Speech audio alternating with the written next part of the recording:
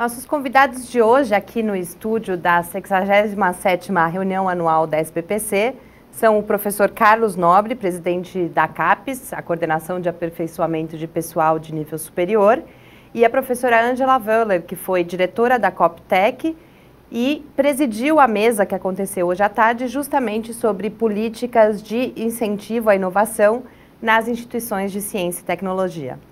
Muito boa tarde, professor Carlos Nobre, professora Angela. Obrigada, boa tarde. Durante toda essa reunião anual da SBPC e aqui em várias das entrevistas que já fizemos nesse estúdio, falou-se sobre a inovação.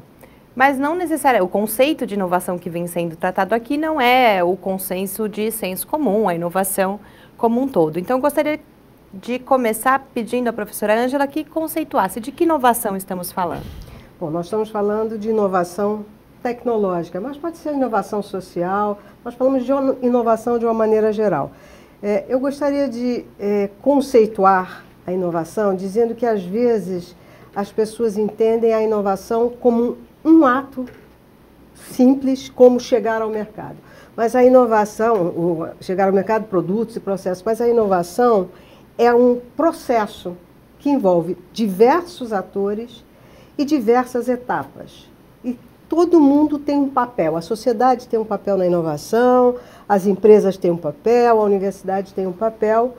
E quando a gente fala também de inovação, há dois tipos de inovação. As inovações radicais, aquelas que mudam completamente o conceito, por exemplo, de telecomunicação. Antigamente você tinha o pager, que era um fantástico, de repente sumiu, não existe mais no mercado, porque você tem agora os celulares. Isso é uma inovação radical. E você tem a inovação incremental. São pequenos avanços num determinado produto ou processo. Então, inovação é isso tudo. E para fazer inovação, tem as universidades que formam gente, que fazem pesquisa, que geram patentes. Você tem as empresas que colocam os produtos no mercado, que usam processos. Você tem as agências que financiam.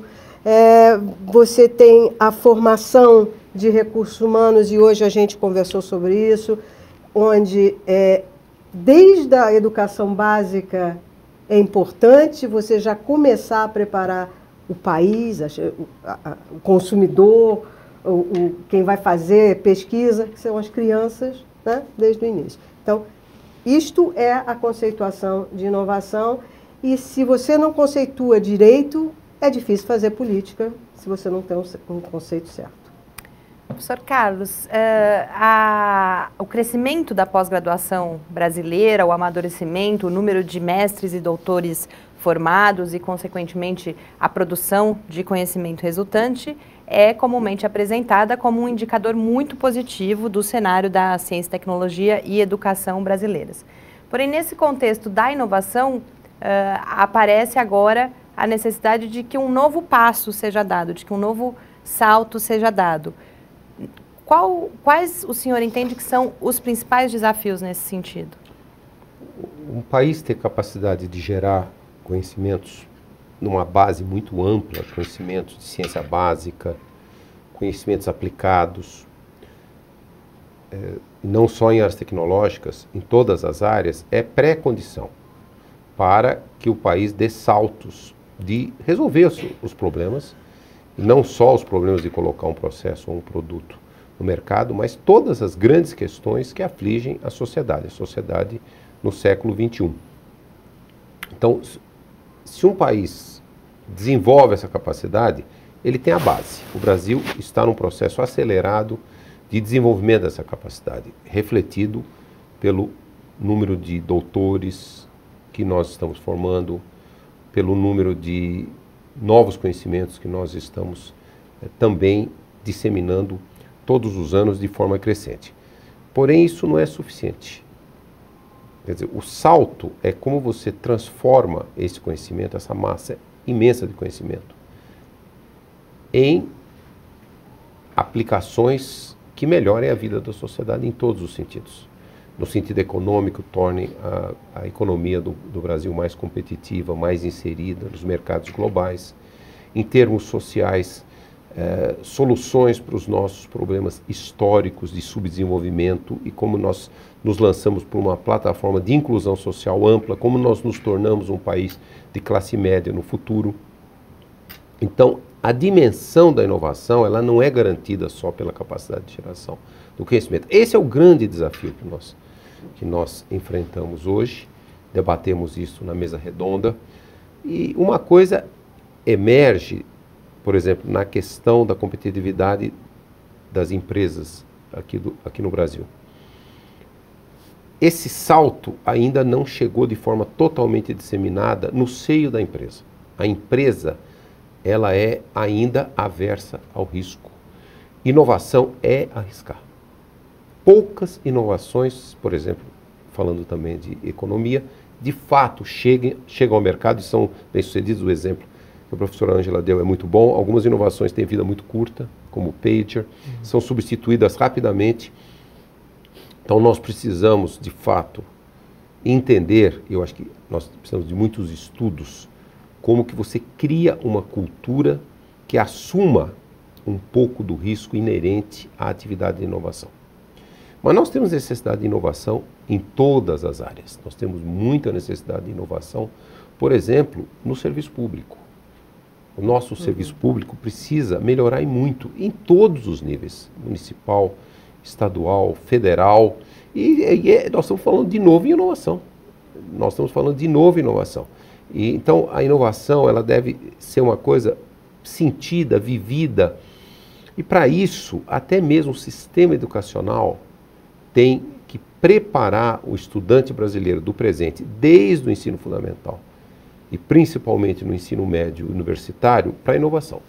As transformações no século XXI, elas são muito rápidas, elas são muito imprevistas. Ninguém podia imaginar 10 anos atrás algumas das coisas que estão acontecendo hoje. Portanto, o cidadão do mundo e o cidadão brasileiro precisa ter no seu sistema educacional como se preparar para viver com inovação no século XXI. Então são grandes transformações e não são incrementais. Algumas dessas transformações, até mesmo do sistema educacional, elas têm que ser de forma radical, revolucionária. Esse é o grande desafio de desenvolvimento que nós enfrentamos agora. Em relação a todos esses desafios e a inovação, como a CAPES tem agido ou se programado para agir, com quais programas ou estudos, por exemplo? Olha, a CAPES é uma agência muito importante e, agora, logicamente, a CAPES, diferentemente, por exemplo, da FINEP, a FINEP é agência de inovação. Ela é constituída para tal, ela é o ambiente, pelo menos de um lado importante da inovação, que é trazer as empresas brasileiras, as empresas do Brasil, para praticarem muito mais inovação em todas as áreas. Não há que se confundir, a FINEP também financia tecnologias sociais e uma série de outras áreas que não são exclusivamente as tecnologias hard. A CAPES é uma agência de capacitação de recursos humanos. No sistema capitalista, a gente poderia até chamar, a CAPES tem que aumentar em muito o capital humano do país. A CAPES e outros parceiros, mas a CAPES tem uma missão central. É lógico que nesse ambiente que eu descrevi, que o cidadão do século XXI tem que ser muito ágil e entender, ter o espírito criativo, a plataforma para a inovação tem que ser uma coisa assimilada na sua psicologia, no seu comportamento. Portanto, a inovação dentro do sistema educacional, por exemplo, isso é uma responsabilidade que a CAPES tem que atuar. Agora, fora isso, a CAPES se irmanou com o FINEP, com CNPq, com as agências estaduais, nesse grande esforço dos últimos 10, 12 anos, quando o Brasil entendeu que ele tem que se juntar aos países com capacidade de inovação. E ela desenvolveu uma série de programas, muitos deles voltados para a internacionalização do conhecimento, a mobilidade, mobilidade científica. E também, e eu quero destacar, a CAPES foi dada uma responsabilidade a partir de 2007 de contribuir para atacar um grande déficit que impede o desenvolvimento amplo da inovação, que é a qualidade do ensino básico. Esse é um grande desafio. Esse, por exemplo, saneamento, qualidade do ensino básico são déficits do século XX. Nós não podemos mais conviver com esses déficits. Nós não podemos ter um lado moderno do Brasil, por exemplo, telecomunicações é muito moderno no Brasil, e conviver com déficits do século XX que muitos países, até em desenvolvimento, já venceram. E eu destaquei 2, saneamento mais educação básica, a CAPES. Então, ela ajuda a política pública do governo federal em inovar como reduzir o déficit, como qualificar melhor o professor do ensino básico. Então, tem muitas iniciativas, e são iniciativas de grande escala, bolsistas para se tornarem melhores professores públicos. Hoje, professores do ensino público, hoje são 83 mil bolsistas.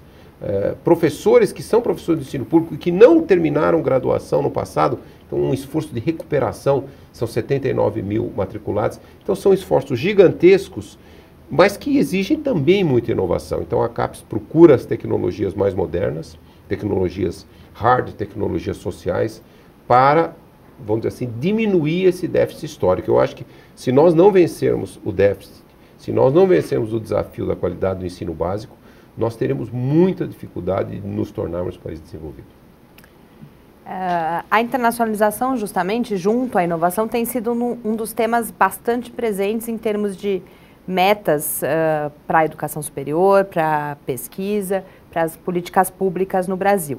Gostaria que a gente encerrasse, então, com tanto a professora Ângela quanto o professor Carlos Nobre comentando essa relação, ou se há uma relação entre o esforço de internacionalização das universidades, dos institutos de pesquisa brasileiros e o esforço de inovação.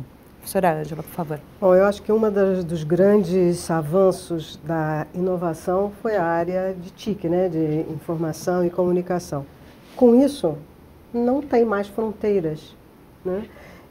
Se você não se inserir globalmente, você morre, né? Então, a importância, para mim, não é só por causa da inovação, é por causa de tudo, né? Você tem que ter uma troca, ir para fora.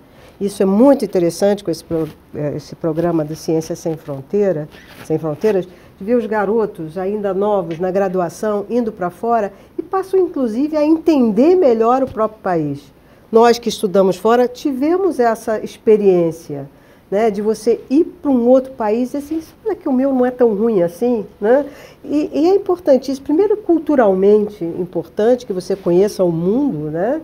Eu acho que só uma pessoa com uma experiência dessas é capaz de sair da sua zona de conforto e inovar, né? Porque inovação é mexer com tudo, é derrubar as paredes e realmente tirar daquilo que você faz todo dia.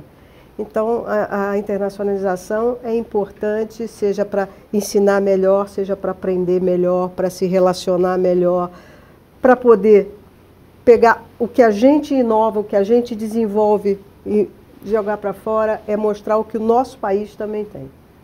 Então, obrigada. Essa é a minha observação. A professora Ângela disse uma coisa importante, que é um exemplo que vem das tecnologias de informação e comunicação, que é o conceito de fronteira está ficando muito fluido, até vago. Talvez no futuro, não consigo prever, mas talvez no futuro não existam mais fronteiras. Outras formas de governança global do mundo. E essas inovações, elas estão quase que empurrando o mundo para essa situação. E nesse mundo novo, de fato, cada povo, cada país, cada cultura tem uma contribuição. Deixa eu dar um exemplo. Todos os grupos internacionais, grandes empresas, por exemplo, IBM, Google, Boeing e outros, eles vêm ao Brasil, e eu já perguntei isso a um diretor de pesquisa da IBM, o que vocês enxergam no jovem brasileiro, no profissional brasileiro, no pesquisador brasileiro, no engenheiro brasileiro, porque vocês se interessam e estabelecem centros de P&D aqui no Brasil. E ele diz assim, o brasileiro ele tem uma capacidade de atacar problemas complexos. E ele fez uma comparação. Ele já foi diretor do Centro de Pesquisa da IBM na Argentina e na China, e é o diretor atual do Centro de Pesquisa na China. O chinês tem uma característica, resolver problemas muito particulares, que precisa muita dedicação. O argentino tem outra característica. O brasileiro, ele diz, no mundo é o povo que tem a maior facilidade de atacar problemas complexos. Então, cada povo, cada cultura desenvolve certas vantagens, certas habilidades. Então, a mobilidade científica, ela não deve ser vista só nós brasileiros indo aprender experiências. Ela tem que ser vista como uma grande mistura global de talentos. Nós vamos ensinar os chineses alguma coisa sobre como tratar problemas complexos, eles vêm aqui e nos ensinam algumas coisas, como atacar um problema difícil, que precisa anos e anos, num problema muito pequeno. E é esse que é esse mundo futuro, sem fronteiras, em que todos os talentos contribuem a resolver as questões do planeta. Eu tenho uma preocupação muito grande com as questões de sustentabilidade do planeta, e nós precisamos, essa sustentabilidade do planeta só se resolve atacando como uma questão global, não é uma questão nacional. Então, essa internacionalização, lógico, nós ainda estamos do lado de cá da cerca, nós precisamos mandar mais gente do que talvez precisamos receber. Mas é um movimento, uma avenida de duas mãos, e é muito importante essa experiência. E experiência principalmente de quem já desenvolveu uma cultura de inovação, que ela está enraizada na sociedade. E a professora Ângela também destacou o problema da questão de ciência sem fronteira. É muito importante ter essa experiência de outras culturas, e não só dos países superdesenvolvidos. Eu acho que nós precisamos também mandar para muitos outros países essa mescla cultural de diferentes culturas científicas e sociais, tecnológicas, ambientais. É muito importante para formar um país desenvolvido no futuro o mais rápido possível. Muito obrigada, professor Carlos Nobre. Muito obrigada, professora Ângela. Obrigada a você. E continue com a gente na cobertura da reunião anual da SBPC.